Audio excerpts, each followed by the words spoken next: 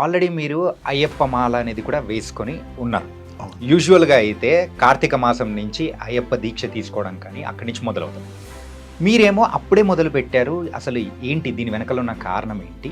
మీరు ఎప్పుడు కొండకు వెళ్తారు? ఏంటి అనే దాని గురించి. అంటే మోర్ దెన్ 30 సంవత్సరాలు. కాబట్టి గురుస్వామి అయ్యారు. గురుస్వామి అవ్వటము అనేటువంటిది సీనియారిటీకి సంబంధం ఉండదండి. 199 మంది గురుస్వాములకి బ్రహ్మచారి అయిన అయ్యప్పకి పూర్ణ పుష్కలతో వివాహం ఎప్పుడు జరిగింది అంటే కూడా సమాధానం చెప్పే అవకాశం లేదు. ఒక వాట్సాప్ చాట్ నిన్ననో మొన్ననో నాకు ఒక వ్యక్తి పంపించడం జరిగింది. అయ్యప్పకి నెయ్యి అభిషేకం జరుగుతూ ఉంటుంది కదా, దండ ఎందుకు వేసుకుంటారండి అంటే సమాధానం చెప్పలేదు. నరేష్ అనేటువంటి వ్యక్తి మగవాడైన అయ్యప్పకి మగవాడైనటువంటి విష్ణుమూర్తికి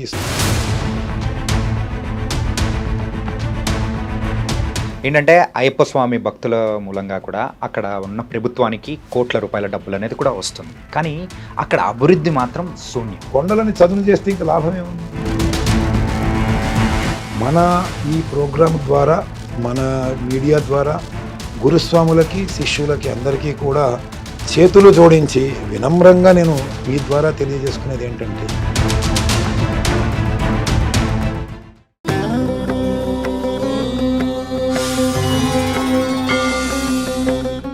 నమస్తే, వెల్కమ్ టు తత్వమసి కార్యక్రమానికి. సో ప్రజెంట్ ఇప్పుడైతే అయ్యప్ప స్వాముల దీక్ష ప్రారంభం కాబోతుంది. మరి ఈ అయ్యప్ప స్వామి దీక్షలు ఎవరైతే తీసుకోబోతున్నారో వాళ్ళందరికీ ఎలాంటి జాగ్రత్తలు తీసుకోవాలి, అసలు అయ్యప్ప తత్వం అనేది ఎలా ఉంటుంది అనే దాని గురించి ఈరోజు మనతో పాటు మాట్లాడడానికి డాక్టర్ భార్గవ గురుస్వామి గారు ఇక్కడ మనతో పాటు ఉన్నారు. మీకు ఏదైనా సందేహాలు ఉన్నా కానీ నాకున్న బోల్డని సందేహాలను కూడా ఇక్కడ తీర్చడానికి కూడా వచ్చేసారు. నమస్తే గురుగారు. స్వామి ఏ శరణం అయ్యప్ప, వందే మాతరం.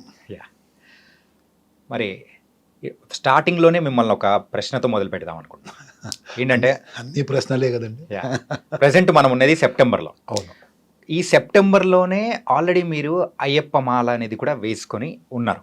అవును. యూజువల్గా అయితే కార్తీక మాసం నుంచి అయ్యప్ప దీక్ష తీసుకోవడం కానీ అక్కడి నుంచి మొదలవుతుంది. మీరేమో అప్పుడే మొదలు పెట్టారు. అసలు ఏంటి దీని వెనకాల ఉన్న కారణం ఏంటి? మీరు ఎప్పుడు కొండకు వెళ్తారు ఏంటి అనే దాని గురించి తెలుసుకోవాలనిపిస్తుంది. చాలా మంచి ప్రశ్న, స్పాంటేనియస్గా అడిగారు.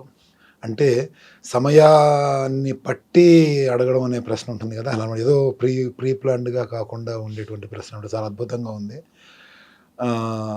యాక్చువల్గా దీక్షకి సరి అయినటువంటి సమయం కార్తీక మార్గశిర మాసాలు, అయ్యప్ప దీక్షకి అనే విషయం ఎందుకు ఏర్పడింది అని అంటే, ఆ సమయంలో అయ్యప్ప దేవాలయం ఆ సమయంలో మాత్రమే తెరిచి ఉండేది కొన్ని దశాబ్దాల కిందట.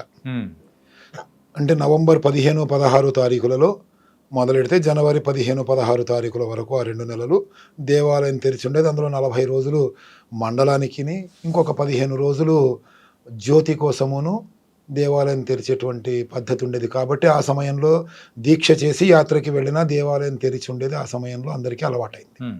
కానీ రాను రాను అక్కడ కూడా మార్పులు అనేవి మొదలైనవి. ప్రతి నెల సూర్యుడు రాశిని సంక్రమణం చేసే సమయంలో, అంటే దాదాపుగా 13, 14, 15 తారీఖులలో సూర్యుడు ఒక రాశి నుంచి ఇంకో రాశిలోకి మారుతూ ఉంటాడు. ప్రతి నెలలో 13, 14, 15 ఆ తారీఖులలోనే ఆ తారీఖులలోనే సూర్యుడు మారుతాడు. ఓకే. అందుకనే మనకి సూర్యుడు మకర రాశిలోకి వచ్చేది ఖచ్చితంగా 13, 14, 15 తారీఖుల్లోనే ఉంటుంది జనవరి నెల. అంతకన్నా ముందు కానీ ఆ తర్వాత కానీ ఉండదు. ఓకే. ఆ విధంగా సూర్యుడు ఏడాదిలో 12 రాశులు మారుతాడు. ఈ సూర్యుడు రాశి మారినప్పుడల్లా కూడా కేరళ సాంప్రదాయము, తమిళ సాంప్రదాయము ప్రకారము అది చాలా విశేషమైనటువంటి రోజుగా పరిగణిస్తారు. ఎందుకంటే సూర్యమానముతోనే అక్కడ అన్ని కార్యక్రమాలు నిర్వహిస్తారు. మనకి పౌర్ణమి చాలా గొప్పదైనటువంటి శుభదినముగా మనము భావిస్తే, ఆంధ్రులము, తెలుగు భాషలో ఉండేటువంటి వాళ్ళము, అటువైపు వాళ్ళందరూ కూడా అమావాస్యని చాలా శుభదినంగా పాటిస్తారు. మనకి అమావాస్యని తెల్లారి నెల మొదలవుతే వాళ్ళకి పౌర్ణమైన తెల్లారి నుంచి నెల మొదలవుతుంది.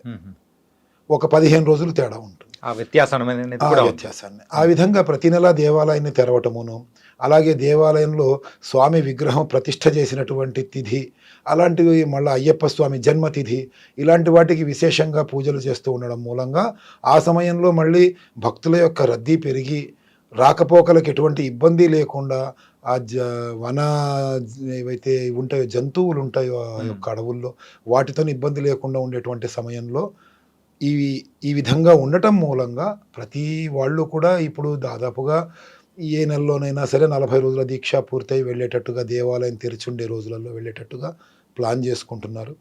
నేను కూడా గత సంవత్సరం రద్దీని దృష్టిలో పెట్టుకొని ఈ సంవత్సరం ఈ విధంగా ప్లాన్ చేసుకున్నాను. మొన్న వినాయక చవితికి ముందు మాల వేసుకున్నా. రేపు దసరా నవరాత్రులు అయిన తర్వాత 15వ తారీఖు నాడు బయలుదేరి వెళతాను. 16వ తారీఖు నుంచి 21 దాకా దేవాలయం తెరిచి ఉంటుంది.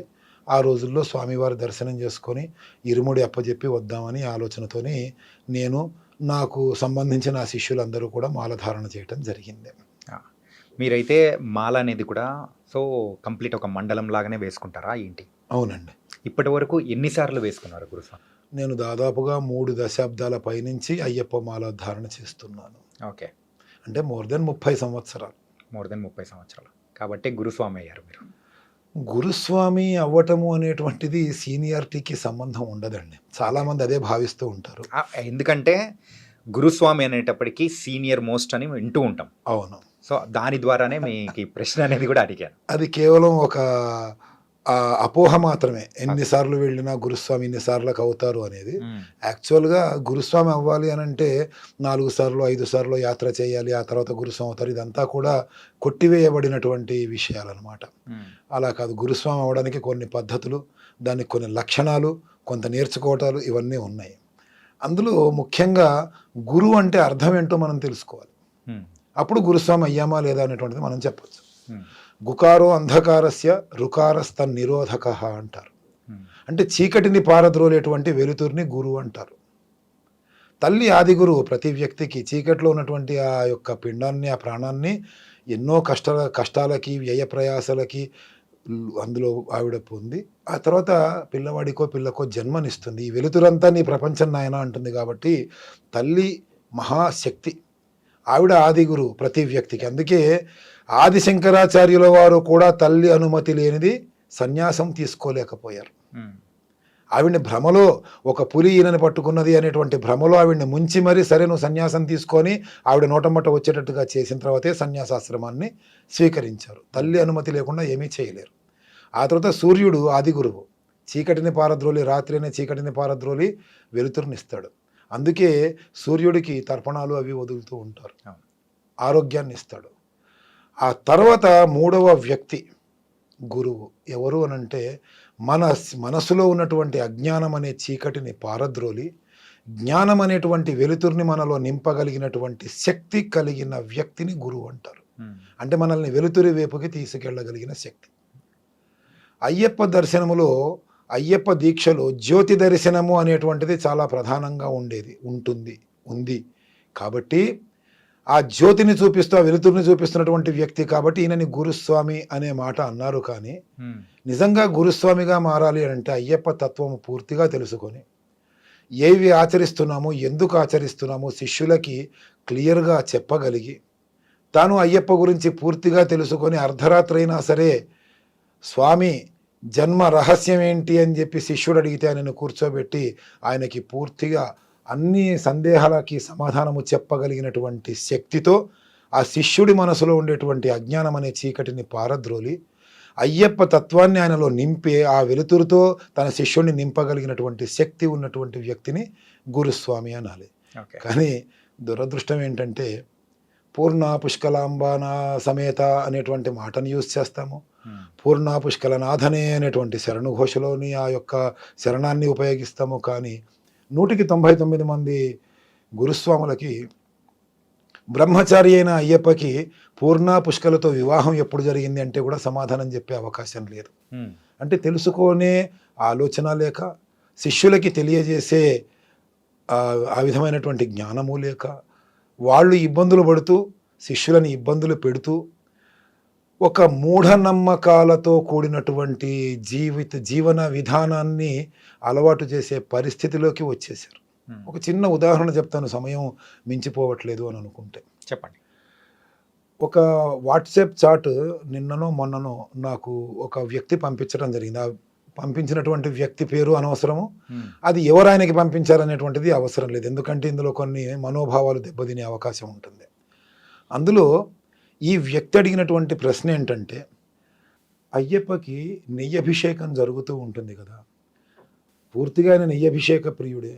ఈ మధ్య కాలములో నెయ్యి తయారీ విధానంలో కానీ పెద్ద పెద్ద పుణ్యక్షేత్రాలలో జరుగుతున్నటువంటి కాంట్రవర్షన్స్ ఏవైతే ఉన్నాయో ప్రసాదాలలో వాటి గురించి నాకు పూర్తిగా తెలియదు కాబట్టి ఆ సబ్జెక్టుకి వెళ్ళట్లేదు.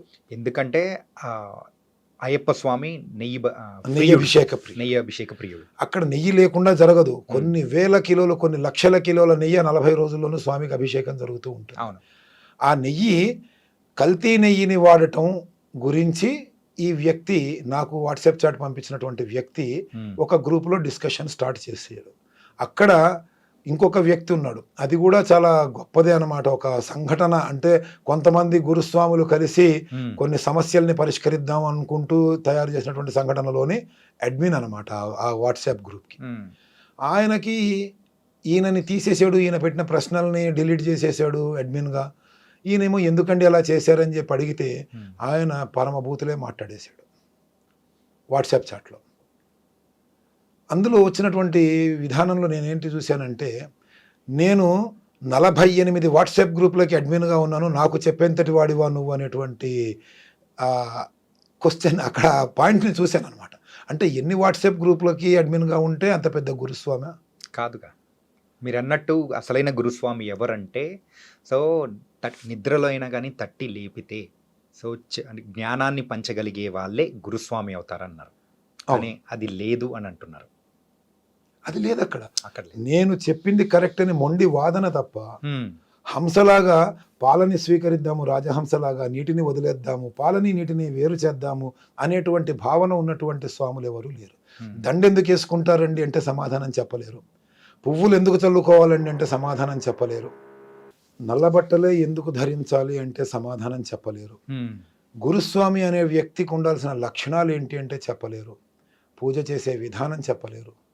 హైందవ ధర్మానికి కనెక్ట్ అయి ఉన్నటువంటి ఆ అయ్యప్ప తత్వంలోని విశేషాలని చెప్పలేరు. అయ్యప్ప ఎప్పుడు జన్మించారో చెప్పలేరు. ముఖ్యంగా ఒక గొప్ప వ్యక్తిని అని అనుకునేటువంటి వ్యక్తి ఒక 3-4 సంవత్సరాల కింద ఒక కాంట్రవర్షన్ కామెంట్ చేశాడు పబ్లిక్గా.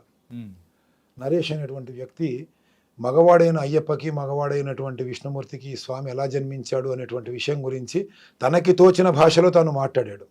ఆయనను విమర్శించారు, కొట్టడానికి ప్రయత్నం చేశారు, ఆయనకు కుమి విమర్శలు తిట్టడం జరిగింది. కానీ ఏ గురుస్వామి కూడా నిజంగానే అయ్యప్ప ఎలా పుట్టాడు తెలుసుకుందాం, ఇలాంటి ప్రశ్నలు మళ్ళీ ఎవడన్నా అడిగితే చెప్పుతో కొట్టినట్టుగా సమాధానం చెప్తాం, విషయాన్ని మనం తెలుసుకొని అనేటువంటి ఆలోచనకి ఎవరు రాలా. కానీ ఈ కార్యక్రమం ద్వారా అయితే మనం ఖచ్చితంగా, సో మీరు ఒక గురుస్వామి కాబట్టి సో దానికి ఆ సమాధానం అనేది కూడా మనము సమాధాన రూపంలోనే వాళ్ళకు ఎవరైతే ఉన్నారో జ్ఞానాన్ని కూడా పంచుతాం. తప్పకుండా ఆ విధమైనటువంటి అవకాశము ఆ భగవంతుడు కల్పిస్తే ఆ అవకాశాన్ని ఎందుకు మనము సద్వినియోగం చేసుకోకూడదు?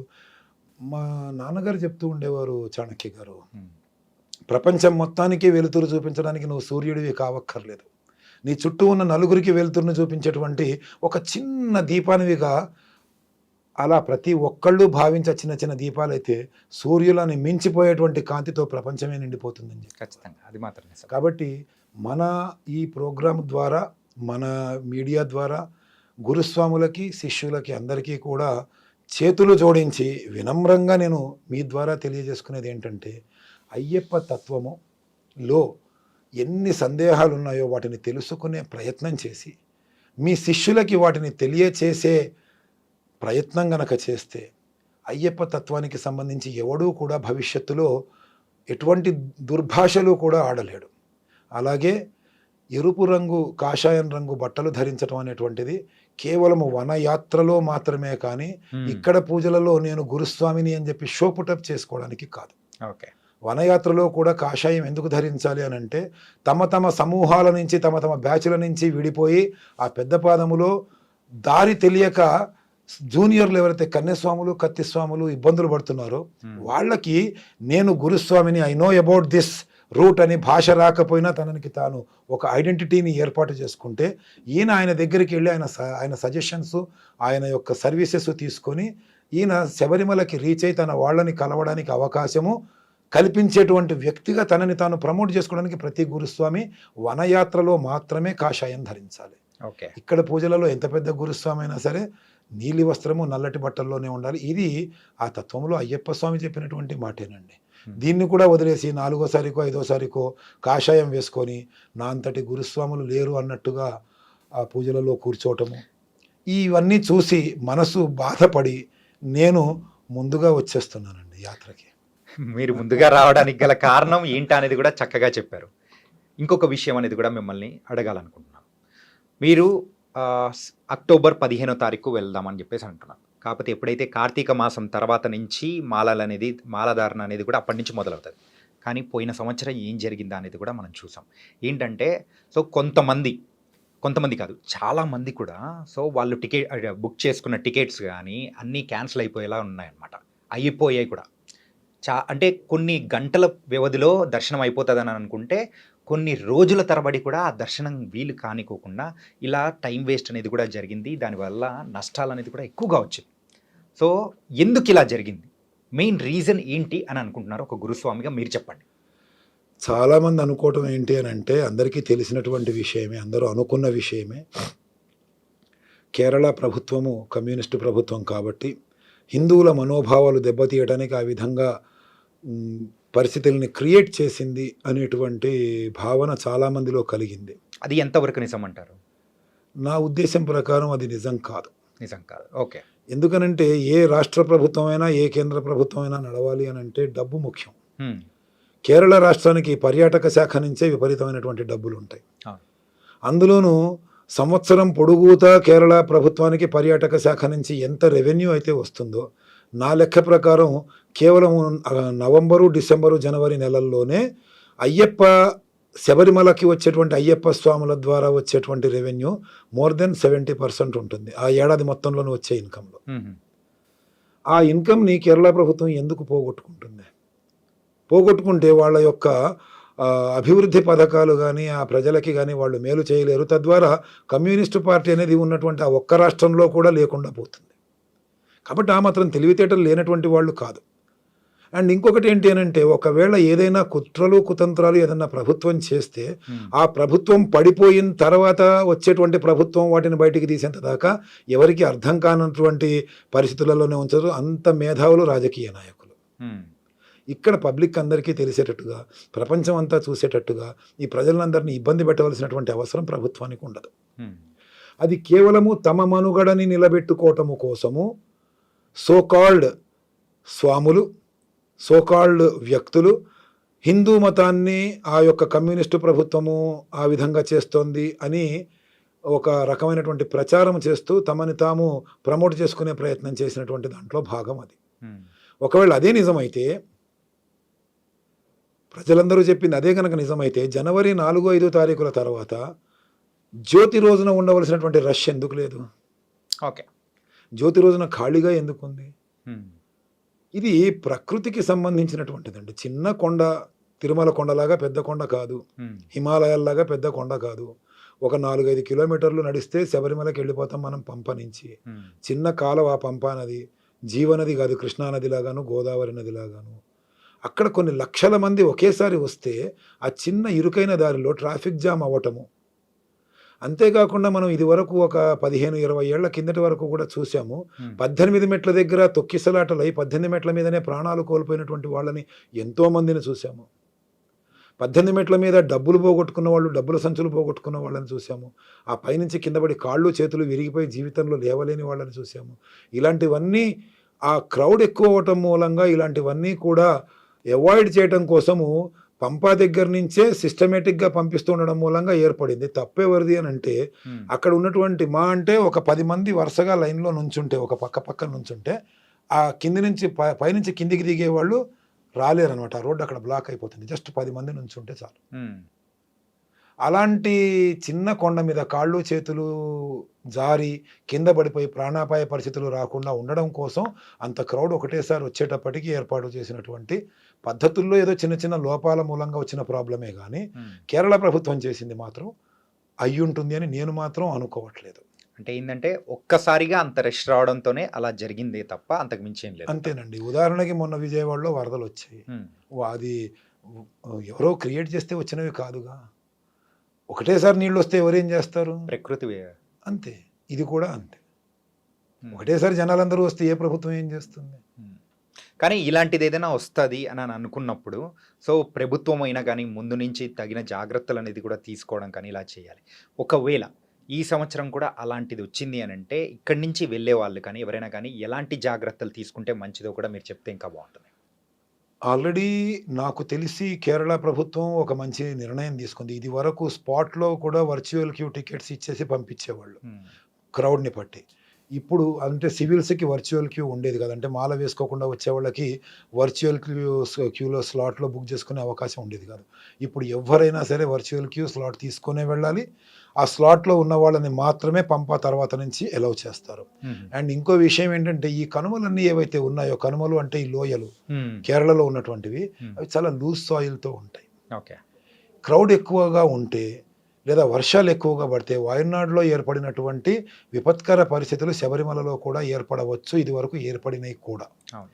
అలాంటి సమయంలో ఉండేటువంటి ప్రాణ నష్టాన్ని తగ్గించడం కోసము ఎవరినైనా ఎక్కడైనా 2 రోజులు, 3 రోజులు ఆపారు అనంటే తప్పేమీ లేదు అనేది నా ఉద్దేశం. కాబట్టి వెళ్ళేవాళ్ళు మనం ఏ టైంలో వెడుతున్నామో, వెళ్ళే సమయంలో ఎంత రష్ ఉంటుంది. అది కాకుండా మనం మాస పూజలు నెలకోసారి తెరుస్తారు కదా! అప్పుడు దర్శనం చేసుకుందాం. ఈ సీజన్‌లో స్వాములు మాత్రమే వెడతాం అంటారు. వాళ్ళని పంపిద్దాం. ఇరుముళ్ళు కట్టుకొని వెళ్ళేవాళ్ళని. మనము కూడా సివిల్‌లో ఉండేవాళ్ళము కూడా ఒక అలా గంపగుత్తలాగా వెళ్ళిపోతే క్రౌడ్ పెరిగిపోయే అవకాశాలుంటాయి. సామాన్యమైనటువంటి ఏవైతే అవసరాలుంటాయో అంటే వాష్‌రూమ్‌లకు కానియండి, యూరినల్స్‌కి కానియండి, తాగునీటికి కానియండి, ఈ ముఖ్యమైన అవసరాలు ఏవైతే ఉంటాయో, ఈ అవసరాలని కూడా సరిగ్గా తీర్చలేని పరిస్థితుల్లోకొస్తారు. అండ్ కేరళ ప్రభుత్వము చెప్పింది. ఇప్పుడు ప్రభుత్వాన్ని తిడుతున్నటువంటి పెద్దవాళ్ళందరిని కూడా నేను అడిగే ప్రశ్న ఒకటే. ఒక 4 ఏళ్ల కిందటి వరకు కూడా మంచినీళ్ళ ప్లాస్టిక్ బాటిల్స్ తీసుకెళ్ళకండి. జంతువులు చచ్చిపోతున్నాయి అవి తిని. హ్మ్. వన మృగాలు ఏవైతే ఉంటాయో వాటిని రక్షించడం మన బాధ్యత. పెట్ బాటిల్స్‌ని తీసుకెళ్ళినా కూడా మళ్ళా వెనక్కి తెచ్చుకొని ఎక్కడో చోట వేరే దగ్గర పారేయండి అనంటే కూడా కొన్ని లక్షల బాటిల్స్ అడవుల్లో పారేసొచ్చారు. ఏనుగులు కూడా అవి తిని అంటే అవి కుళ్ళిపోయి ఆకులు తినే ఆహారం అని అనుకొని తినేసి కడుపులో వెరక్క చచ్చిపోయినటువంటి వాటిని నేను కళ్ళారా చూసా. ఆవులు చచ్చిపోయినాయి అక్కడ అవి తిని.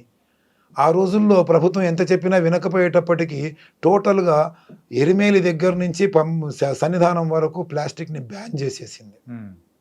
కేరళ ప్రభుత్వం. అయినా కూడా ముఖ్యంగా మన తెలుగు రాష్ట్రాల నుంచి వెళ్ళేటువంటి స్వాములు ఇరుముళ్ళలో బియ్యం గానీ, అంటే చాలా ఎక్కువ మోతాదులో బియ్యం కాకుండా చిన్న చిన్న ప్యాకెట్లుంటాయి. మిరియాలు, బెల్లము ఇలాంటివి ఏవైతే ఇరుముల్లో తీసుకెళ్ళే వస్తువులుంటాయో, అవన్నీ కూడా చిన్న చిన్న ప్లాస్టిక్ కవర్లలో పసుపు, కుంకుమ అందులో ప్యాక్ చేసిస్తున్నారు. అది ఇరుముడిలో పెట్టుకొని సన్నిధానానికెళ్ళి అవన్నీ ఓపెన్ చేసి, ఆ ప్లాస్టిక్ అంతా మళ్ళీ సన్నిధానంలో పారేస్తున్నారు. హ్మ్. దాని బదులు మెడికల్ షాపులలో పేపర్లు దొరుకుతాయి కదండీ! మందుల స్ట్రిప్స్ పెట్టి మన పేపర్లతో తయారు చిన్న చేసిన పేపర్ పౌచులు. కవర్స్. అందులో నింపి తీసుకెళ్ళొచ్చుగా. హ్మ్. 40 రోజులు దీక్ష చేస్తున్నారు. ఒక 10 నిమిషాలు కూర్చుంటే అవన్నీ ఇందులో ప్యాక్ చేసుకోవచ్చుగా. అక్కడే కొనండి.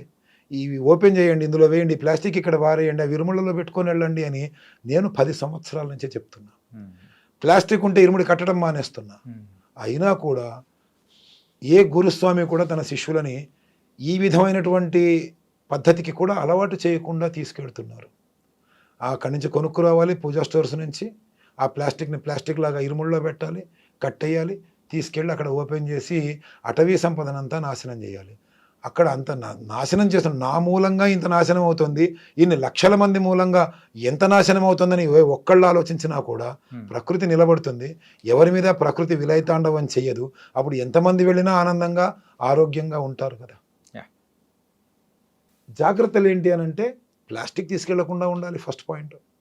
సివిల్స్ నవంబర్, డిసెంబర్ నెలల్లో వెళ్ళకుండా మిగతా రోజులలో వెళ్ళే ప్రయత్నం చేయాలి. ఆ టైంలో కేవలం స్వాములు మాత్రమే వెళ్ళాలి. హ్మ్. అండ్ 10 రోజులో, 20 రోజులో, ఒక్కరోజో, 4 రోజులో దీక్షలు చేసిన స్వాములందరూ కూడా శబరిమలకెళ్ళి 18 మెట్లు ఎక్కకుండా దగ్గరలో ఉన్న వేరే అయ్యప్ప దేవాలయానికి వెళ్ళాలి. 40 రోజులు దీక్ష చేసినటువంటి వాళ్ళు మాత్రమే శబరిమలకి వెళ్ళాలి అని అనుకోవాలి. ఈ విధంగా కూడా మనం రష్‌ని తగ్గించొచ్చు. ఓకే. 4 రోజులు దీక్ష చేసి అక్కడ శబరిమలకెళ్ళి అక్కడ పాడు చేయటం ఎందుకు? అదేదో ఇక్కడే ఉందాం. హ్మ్. ఇన్ని జాగ్రత్తలు తీసుకుంటూ ఉంటే ప్రభుత్వం తీసుకునేటువంటి జాగ్రత్తలు కూడా ఫలితాన్నిస్తాయి. కానీ మీరన్నట్టు కూడా ఆ వర్చువల్‌గా టికెట్స్ తీసుకోవాలి. దాని ద్వారా వెళ్ళేటట్టయితే అంటే పోయిన సంవత్సరం ఏదైతే జరిగిందో అలాంటిది మళ్ళీ రిపీట్ కాకోకుండా ఈ జాగ్రత్తల వల్ల ముందుకెళ్ళిపోవచ్చనిపించింది. ముందుకెళ్ళొచ్చు. కానీ చాలామంది అడుగుతారండి, హ్మ్. అభివృద్ధి చెందించొచ్చు కదా! కోట్ల రూపాయల ఆదాయం ఉంది. అవును. ఇది మాత్రం నాకు డౌటు. అంటే చాలా రోజుల నుంచుంది. ఏంటంటే అయ్యప్ప స్వామి భక్తుల మూలంగా కూడా అక్కడ ఉన్న ప్రభుత్వానికి కోట్ల రూపాయల డబ్బులనేది కూడా వస్తుంది. కానీ అక్కడ అభివృద్ధి మాత్రం శూన్యం. ఎందుకు అనేది ఆ అభివృద్ధి జరగట్లేదు? దీనికి గల కారణాలేంటి? చాలామంది అదే అనుకుంటారు చాణక్య గారు. ఏంటనుకుంటారంటే అసలు అభివృద్ధి చెందలేదు అని అనుకుంటారు. హ్మ్. అభివృద్ధి చెందకుండా లేదండి. అభివృద్ధి చేస్తున్నారు. హ్మ్.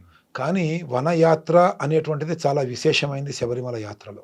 హుహు. అది ఎరిమేలి నుంచి చేసే వనయాత్ర కావచ్చు, పంపా నుంచి చేసేటువంటి వనయాత్ర కావచ్చు. ఆ వనములో యాత్ర చేస్తూ ఉంటే కేరళ ఆయుర్వేదానికి పుట్టినిల్లు. హ్మ్.